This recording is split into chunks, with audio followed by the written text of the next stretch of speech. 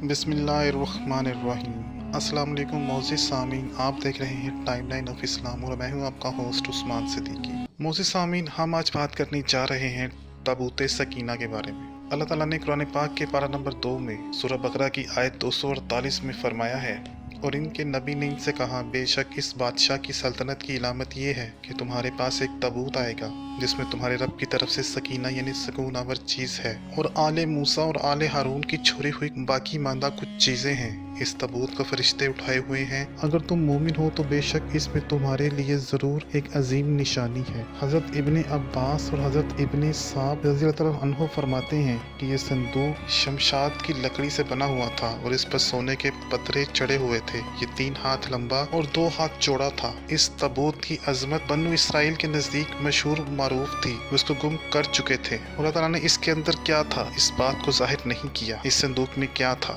اس کو فرشتے اٹھائے ہوئے تھے۔ ہم اس صندوق کے متعلق اس چیز کو اختصار سے بیان کریں گے جس کو مفسرین اور مورخین نے بیان کیا ہے۔ مورخین نے ذکر کیا ہے کہ یہ تابوت حضرت آدم علیہ السلام پر اتارا گیا۔ اس میں انبیاء کرام اور ان کے گھروں کی تصویریں تھیں، اور آخری گھر سیدنا محمد صلی اللہ علیہ وسلم کا تھا۔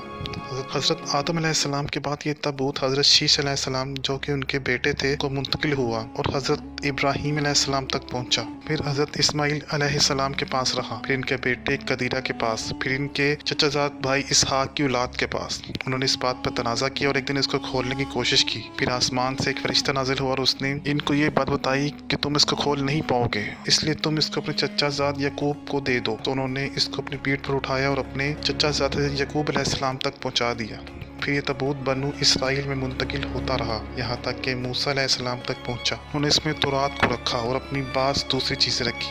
پھر یہ بنو اسرائیل کے انبیاء میں منتقل ہوتا رہا اور حضرت شمول تک پہنچا۔ معزز سامعین، تابوت سکینہ مسلمانوں کے لیے بہت زیادہ مقدس چیز ہے، کیونکہ اس میں انبیاء کرام کی کچھ چیزیں ہیں، جیسا کہ حضرت موسیٰ علیہ السلام کا عصا مبارک اور توریت کے نسخے موجود ہیں۔